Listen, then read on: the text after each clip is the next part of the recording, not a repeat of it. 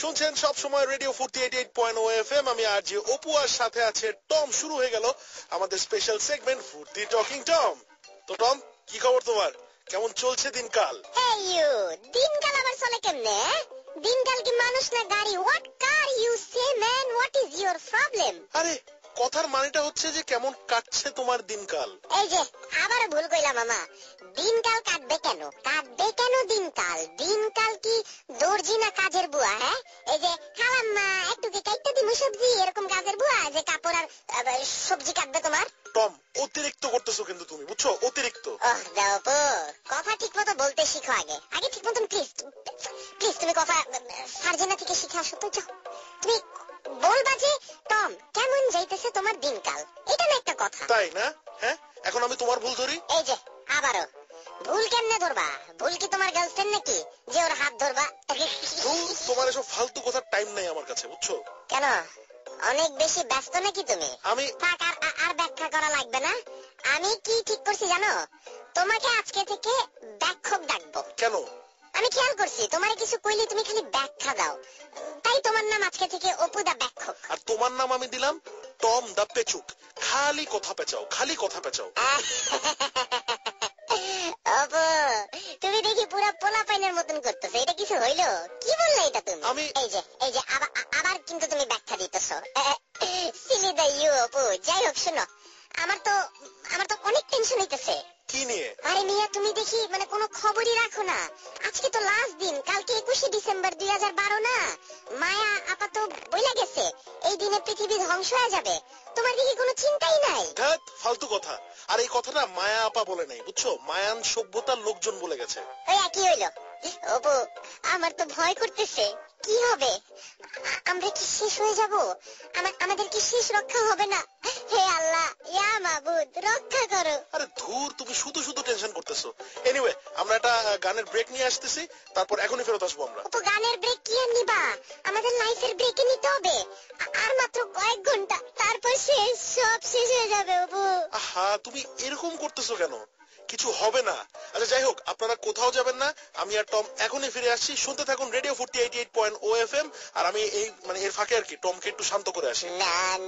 না চৌধুরী সাহেব, আমি বাঁচতে চাই, আমাকে বাঁচতে দাও তোমরা।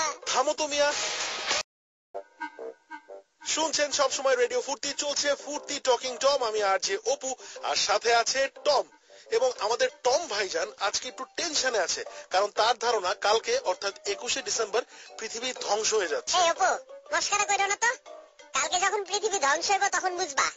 দেখো না ওই মুভিটা, ওই যে কি নাম জানি, 2012 না কি যেন নাম, ওইটার বলো তো। আরে ওটা তো সিনেমা।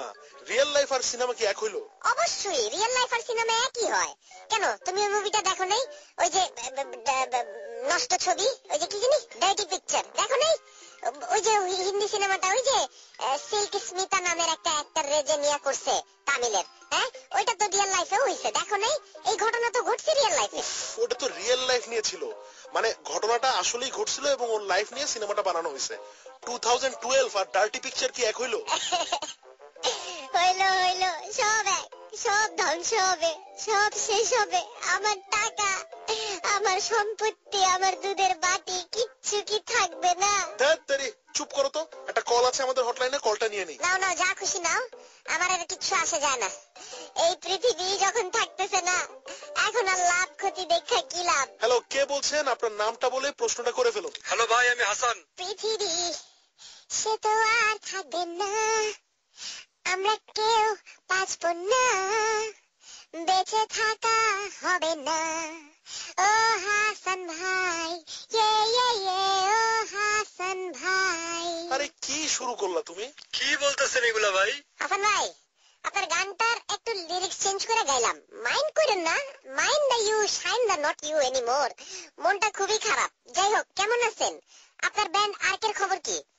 আর শুনলাম আপনি নাকি অ্যাক্টিং করতেছেন নাটকে। আরে আর দেখা হইলো না আপনার নাটক, আমরা তো বেঁচেই থাকতেছি না। আরে ভাই, আমি আর কে হাসান না, আমি মিরপুরের হাসান, আমার কোনো ব্যান্ড নাই।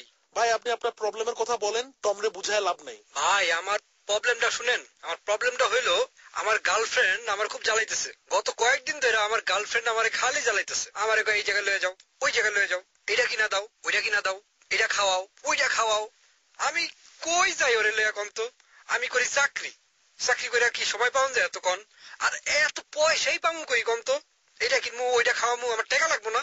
কি করবো কিছুই বুঝতেছি না, আমার একটা বুদ্ধি দেন। হাসান ভাই, আমার মনে হয় কি জানেন, আমার মনে হয় আপনি আমার ময়নার ভাই। মানে ময়না কে? আমার বউ ময়না, আমার বউ না। আরে বাপ, সলিউশনটা দাও রে ভাই। কি শুরু করলা সম্পর্ক টম্পর্ক এগুলো কি? হাসান ভাই, গতকালকে ময়নারে বললাম চলো পরিবার সহকারে ঘুরতে যাই কোথাও, হ্যাঁ? কিন্তু তার ভাই বলল এত ঘোরাঘুরি কিসের তোমাদের, হ্যাঁ? কাজ কাম নাই জীবনে? ভাই আমার সলিউশন শুনেন হাসান ভাই, চাকরি করলে আত্মা বড় হয় না। আত্মা বড় হইতে হইলে আমার মতন বেকার হইতে হয়। বেকার থাকলে ঘোরাঘুরির সময় অনেক। বাসায় বসে সারাদিন তো থাকা যায় না, তাই না? বেকার থাকলে তাই ঘুরতে হয়। গার্লফ্রেন্ডে যে বলেন, মানে জোর গলায় বলবেন আর কি, বান্ধবী আমার, আমি চাকরিজীবী, আমার দিনে 18 ঘন্টা ঘোরার আত্মা নাই।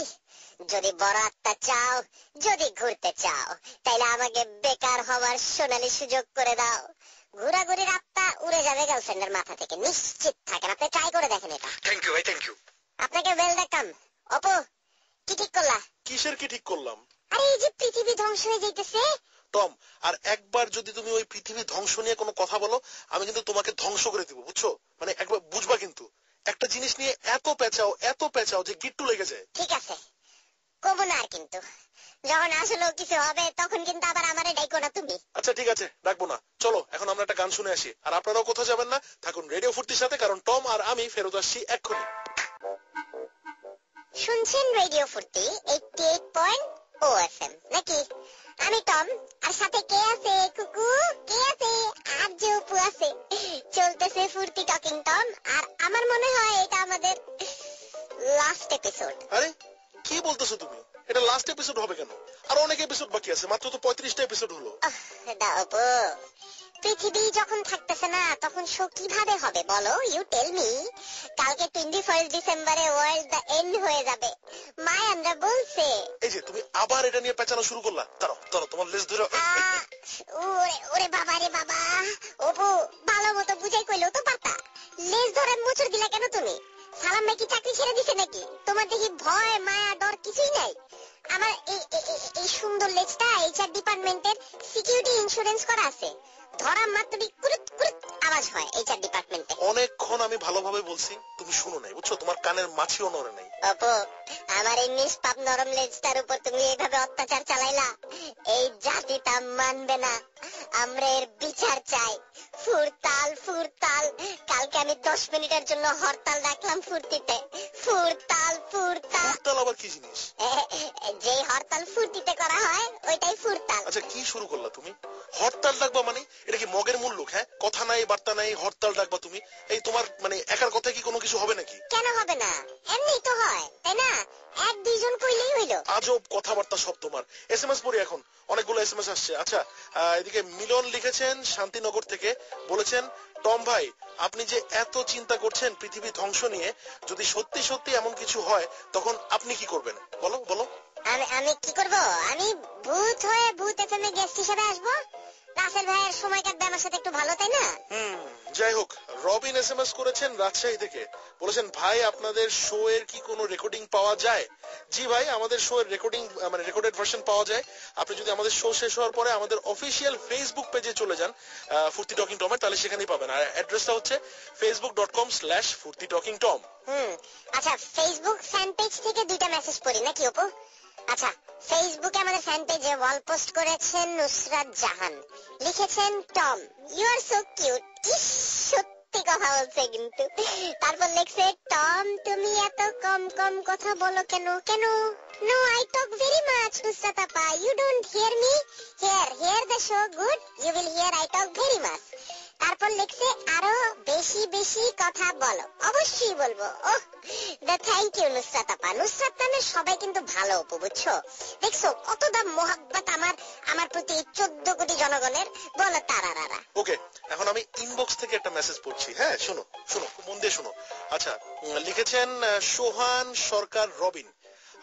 তিনি লিখেছেন, অপু টকিং টম একটা থিফ। আর আমি জিজ্ঞেস করলাম কেন? উত্তরে তিনি বললেন, কারণ সে আমার বাসা থেকে ফিশ চুরি করেছে। চোর কোথাকার, চোর একটা। চুপ করো। এই সোহান সরকার ইউদায়ু, এই মিথ্যা অপবাদের বিচার একদিন হবেই হবে। যাই হোক, twinkle twinkle little star, what brand is your father's car? বিয়ের আগে এসব কিছু জানা দরকার। টাকা না থাকলে জীবন হয় ছারখার। ও বাবা বলি টুইঙ্কেল টুইঙ্কেল, টাকা দরকার। মিসড কল দেওয়ার অবস্থা নাই যে আমার। এটা কি? কিছু না, এমনিই বললাম। তোমার হইছিটা কি বলো তো? কিছু না তো বউ, তুমি এইসব বুঝবা না। হ্যাঁ, তোমার বয়স অল্প, বড় মানুষের কথা এইসব তুমি বুঝবা না। মানে কি? তুমি কি বলতে চাও? হ্যাঁ, তুমি আমার থেকে সিনিয়র। হ্যাঁ, তোমার বয়স কত? বয়স কত? অপু, তুমি এটা কি জিজ্ঞেস করলা? কেন জানো না বিখ্যাত কবি অ্যালবার্ট আইনস্টাইন কি বলে গেছেন?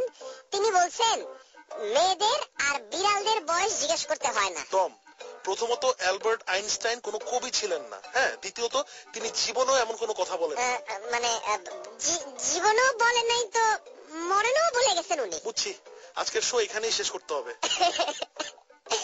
অপু, যদি বাইচা থাকি তো আবার আগামী মানডেতে দেখা হবে, না হইলে